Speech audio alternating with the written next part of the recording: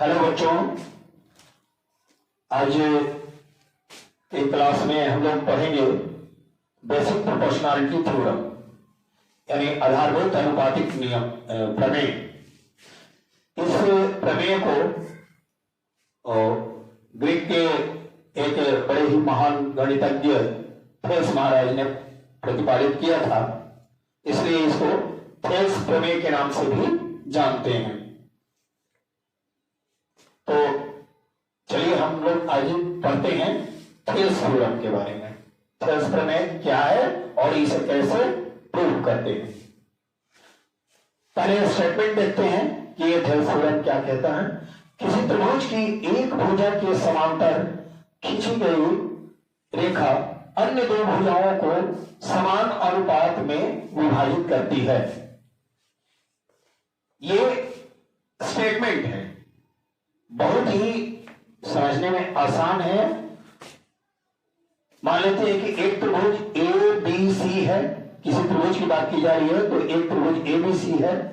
इसमें कहा जा रहा है कि एक भुजा के समांतर खींची गई रेखा, तो एक भुजा मान लेते हैं बीसी ले ली, बीसी के समांतर कोई रेखा डी खींच दी है, तो ये डी रेखा जो है वो शेष दो भुजाओं को, तो त्रिभुज में शेष दो भुजा कौन सी होगी? पहली भुजा तो हमने बीसी कहा, तो शेष दो भुजा कौन होगी? ए बी और ए सी। तो शेष दो भुजा ए बी और ए सी को समान अनुपात में विभाजित करती है। तो यहां कैसे बांट रही है? डी बिंदु पर ए बी को डी बिंदु पर और ए सी को ई बिंदु पर विभाजित कर रही है। तो इस तरह से दो खंड बन रहे हैं, ए बी के दो खंड ए डी और बी बी, और ए सी के दो खंड बन रहे हैं ए ई और ई सी। यहां कहना है थेल्स महाराज का कि यदि डी रेखा बीसी के पैरेलल होगी तो निश्चित रूप से एडी और बीबी का जो अनुपात होगा, यानी कि अनुपात को हम लोग बटा के रूप में भी, अपॉन के रूप में भी लिखते हैं कि ए डी बटा डी बी बराबर होगा ए ई बटा इसी के। ये स्टेटमेंट क्लियर है कि किसी त्रिभुज में एक भुजा के समांतर खींची गई रेखा अन्य दो भुजाओं को समान अनुपात में विभाजित करती है। इसका मतलब हुआ कि इसके द्वारा जो सेगमेंट कटा एडी और डीबी, इनका अगर अनुपात लेंगे तो वही अनुपात होगा जो एई और इसी का होगा। ठीक है, तो चलिए इसको हम लोग प्रूव करते हैं। क्या हमको दिया हुआ है? सबसे पहले तो हम लोग थ्योरम में लिखते हैं ना, क्या गिवन है? दिया हुआ है, दिया है, क्या दिया है? ए बी सी एक त्रिभुज है, वो किसी तरह का त्रिभुज हो, चाहे वो समकोण समबाहु त्रिभुज हो या विषमबाहु त्रिभुज हो या समद्विबाहु त्रिभुज हो, किसी भी तरह का त्रिभुज हो। त्रिभुज एबीसी एक त्रिभुज है,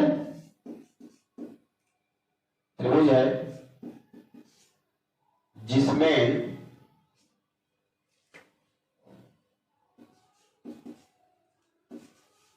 जिसकी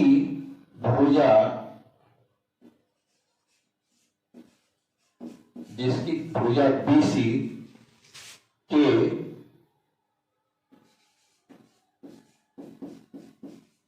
समांतर डी खींची गई है। ये इतना दिया हुआ है, गिवन है। तो इस तरह से हमें सिद्ध क्या करना है? दिया है ये, तो सिद्ध क्या करना है? लिखते हैं कि सिद्ध करना है, सिद्ध करना है कि इनका अनुपात, शेष दो भुजाओं का अनुपात, यानी कि ए डी बटा DB is equal to AE बटा AC। यही ना अनुपात हुआ। तो ये अनुपात जो है वो बराबर होंगे, यही हमें प्रूव करना है।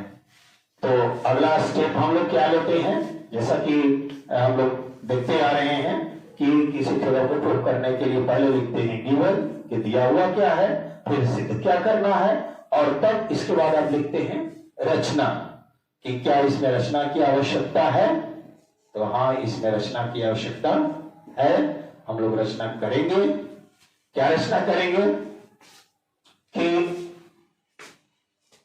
इसमें प्रत्येक यहां ई को शीर्ष मानते हुए ई से एक लंब डाल देते हैं AB पर, और डी को शीर्ष मानकर एक लंब डाल देते हैं AC पर। तो हम लोग ऐसे लिखते हैं कि ऐसे ब्रोकन लाइन में हमने लंब डाल दिया, और उसी तरह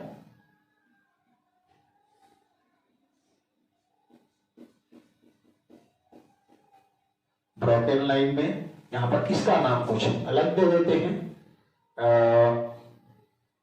M और N नाम दे दिए। ये दोनों लंब है।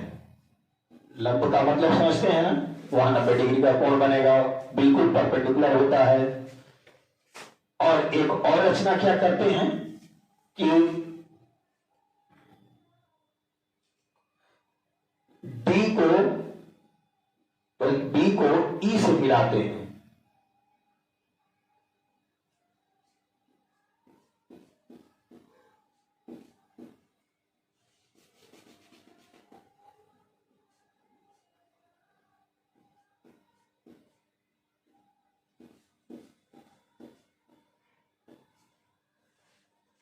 बी को ई से मिलाते हैं और डी को सी से मिलाते हैं।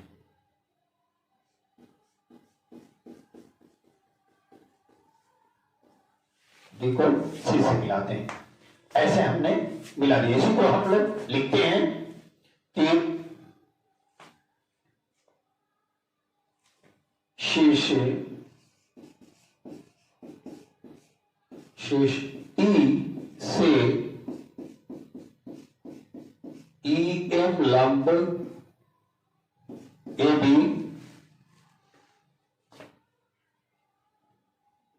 तथा शेष D से DN लंब AC खींचा। रचना में हमने ऐसे कर लिया। फिर उसके बाद लिखते हैं कि BE तथा DC को मिलाया।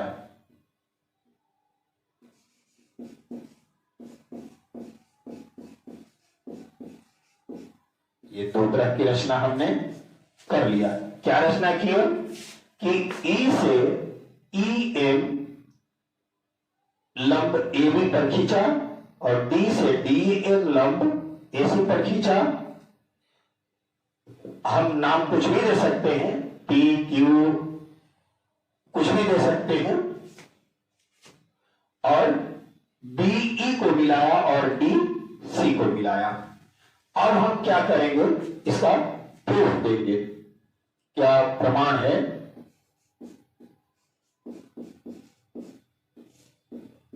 चलिए ध्यान से देखते हैं इसमें करते क्या है।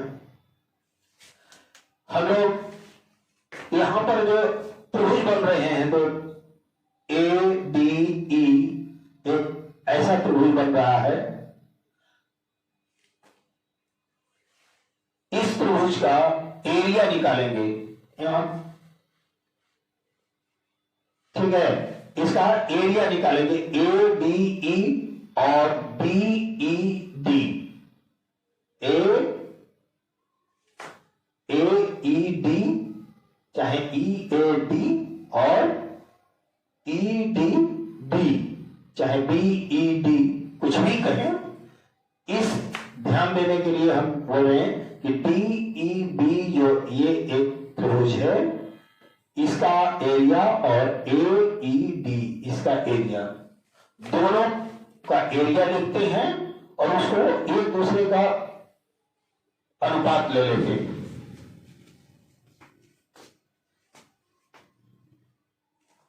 लिखते हैं ए आर, एरिया को संक्षिप्त में हम लिखते हैं ए आर ए डी ई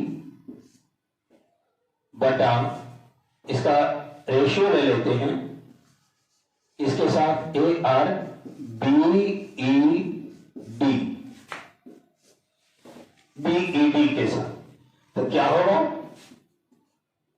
हम लोग इसका एरिया क्या होगा, एरिया ए डी ई का एरिया हम जानते हैं कि किसी भी त्रिभुज का क्षेत्रफल होता है 1/2 गुणे आधार गुणे ऊंचाई। 1/2 गुणे, इसके लिए आधा ए डी ई के लिए आधार क्या हम ले सकते हैं, एडी ले सकते हैं, आधार एडी 1/2 गुणे ए डी गुणे ऊंचाई क्या लेंगे, ऊंचाई तो हो गया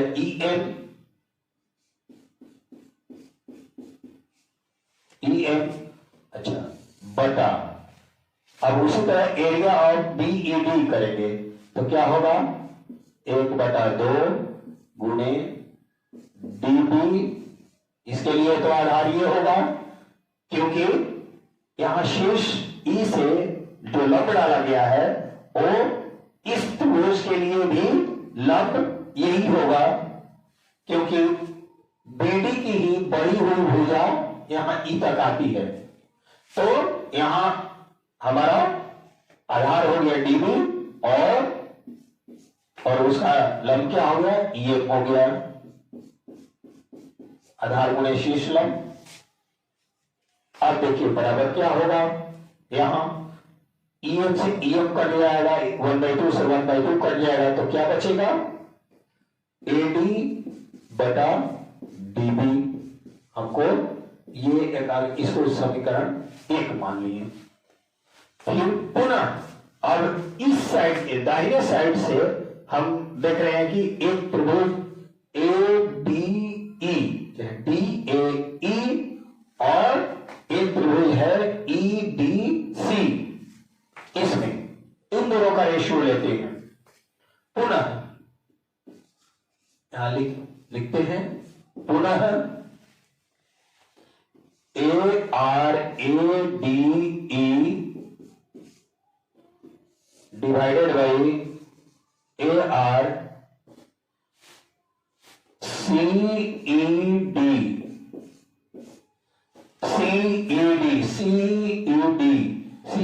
कहें सी डी ई कहें, कोई फर्क नहीं पड़ता। तो इन दोनों का एरिया का रेशियो लेते हैं, तो क्या रेशियो हो जाएगा, इसके लिए तो 1/2 इंटू आधार है, इसके लिए ए ई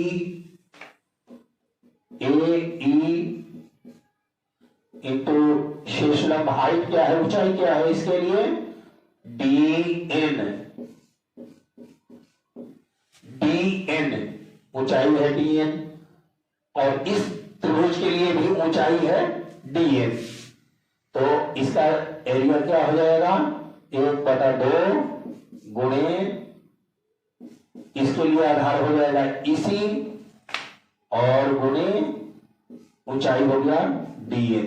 तो यहां पर भी हमारा ये 1/2 और 1/2 कैंसिल हो जाता है, dn और dn कैंसिल हो जाता है। इसमें भी हम लोग इसको ऐसे कैंसिल दिखा सकते हैं। तो क्या बचेगा ए ई बटा ई सी, ये हो गया समीकरण 2। अब हम क्या देखते हैं, अब विचार करते हैं कि इन दोनों में रेशियो क्या है। ADE तो कॉमन दिख रहा है।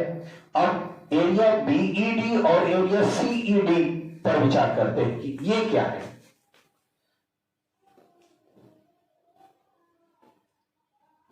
यहां लिखते हैं कि परंतु ARBED बराबर ARCED। क्यों क्यों इसका क्या क्या आधार है ऐसा कहने का कि हम देखते हैं एक ही आधार DE एक ऐसा आधार है जिस पर कि DE पर ही एक त्रिभुज DCE बना है और DE आधार पर ही DEB बना है।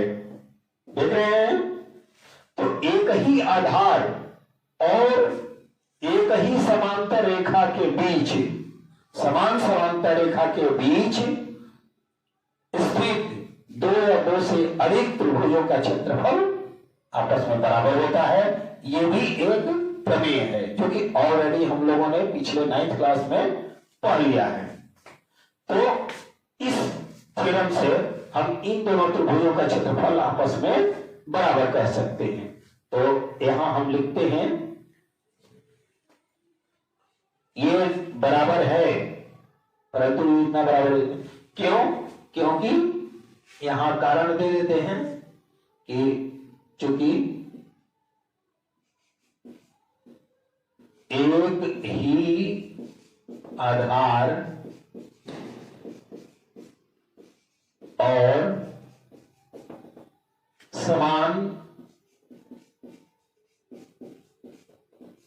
समांतर रेखा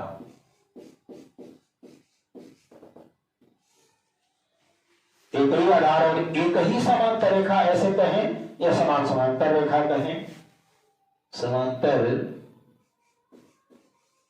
रेखा के बीच स्थित त्रिभुज है। ये क्यों हम कहेंगे कि ये एक थ्योरम है, एक प्रमेय है कि एक ही आधार और एक ही समांतर रेखा यानी समान समांतर रेखा के बीच स्थित दो या दो से अधिक त्रिभुजों का क्षेत्रफल सदैव बराबर होता है। चाहे एक ही आधार और एक ही ऊंचाई के बीच, एक ही ऊंचाई में बने हुए त्रिभुजों का क्षेत्रफल बराबर होता है। तो यहां जब कहा गया है कि DE BC के पैरेलल है, समांतर है, इसका मतलब कि इन दोनों के बीच की लंबाई दूरी हर जगह बराबर होती है, तो ऊंचाई बराबर हो गई। यानी कह दें कि एक ही समांतर रेखा के बीच और आधार DE है दोनों त्रिभुजों के लिए, तो इस तरह से दोनों त्रिभुजों का क्षेत्रफल बराबर होगा। तो हम लोग अब इसको हम इक्वेशन 3 मान लेते हैं। अब इक्वेशन 1, 2 और 3 दोनों को विचार करते हैं। इसको जरा आप स्क्रीनशॉट ले लेंगे, तब तक नेक्स्ट स्लाइड में हम लोग देखेंगे।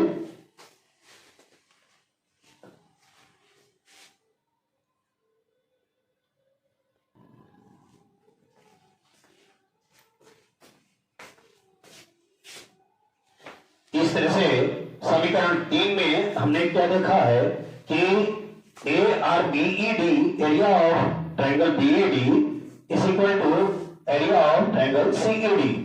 तो इसका वैल्यू हम समीकरण 2 में रख देते हैं, 2 में रखते हैं या 1 में रखते हैं, किसी में रख देते हैं।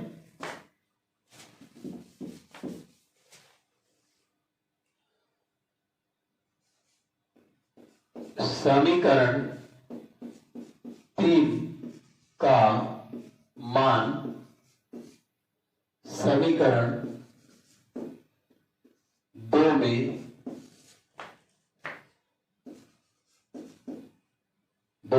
रखने पर क्या होता है? हमारा था यहां ARADE बटा AR 2 में रखे हैं, तो ARCED था, लेकिन CED के जगह पर क्या लिख सकते हैं? BED, क्योंकि दोनों बराबर है तो बराबर इसमें क्या लिखे थे दो में कि DN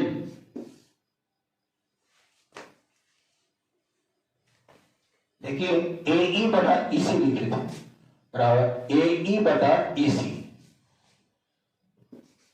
AE बटा EC ये आया था। यहां ध्यान रखिएगा, यहां CED था, लेकिन हमने CED के जगह पर BED लिख दिया, क्योंकि उन दोनों का वैल्यू जो है और दोनों का एरिया सेम है। तो ARADE बटा BED बराबर AE बटा EC रखेंगे। लेकिन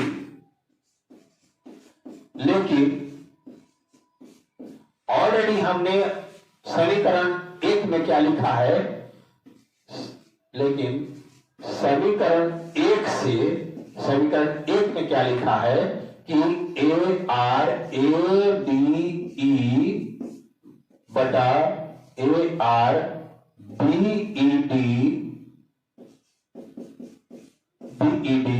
बराबर क्या था? हमारा AD बटा DB था।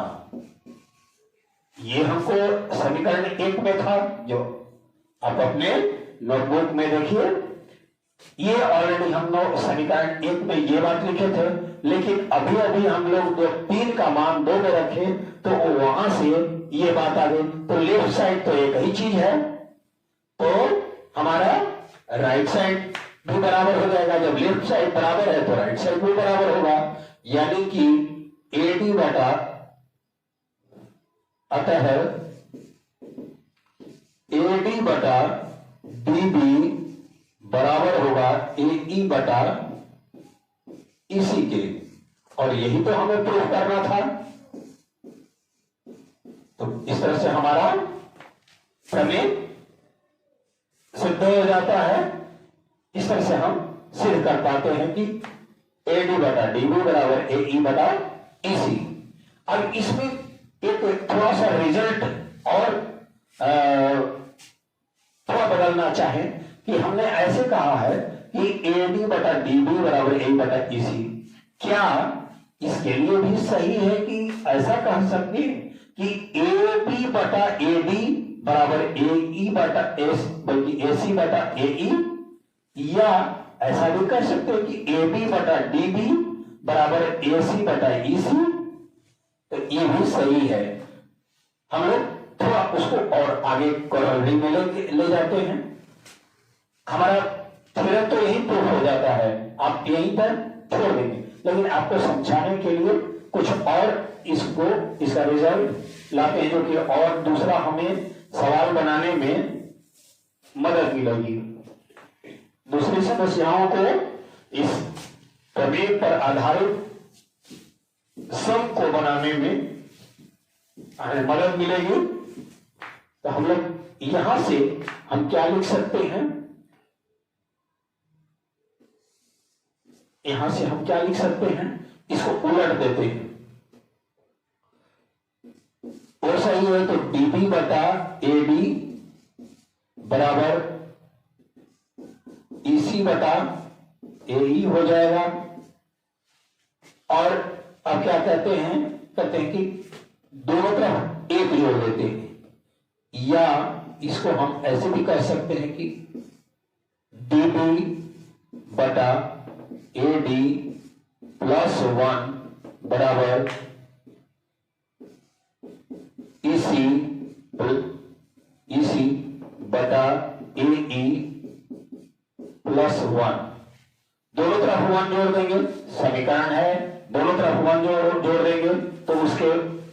पर कोई असर नहीं पड़ेगा।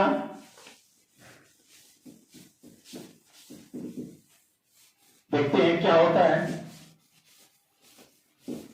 अब सिंपल जैसे हम लोग बटा पर का जोड़ जोड़ते हैं वैसे जोड़ देंगे, या हम ऐसे भी कर सकते हैं इसको कि डीबी प्लस एडी बटा एडी बराबर ईसी प्लस एई बटा एई। सिंपल जोड़ जोड़ेंगे तो यही होगा। और ये डीबी प्लस एडी को हम लोग लिख सकते हैं, डीबी प्लस एडी को अब हम आराम से लिख सकते हैं कि ए बी, तो ए बी बटा एडी आ गया, ए बी बटा एडी बराबर ए सी बटा ए ई। ये रिजल्ट आ गया। अगर हम वैसे ही जैसे यहां था यहीं पर 1 जोड़ दे तो दोनों साइड तो हो जाता है ए बी बटा डीबी बराबर ए ई बटा ए सी बटा ई सी। तो ये भी कर सकते थे। तो इस तरह से हमारा थेल्स थ्योरम यहां पर ही प्रूव हो गया।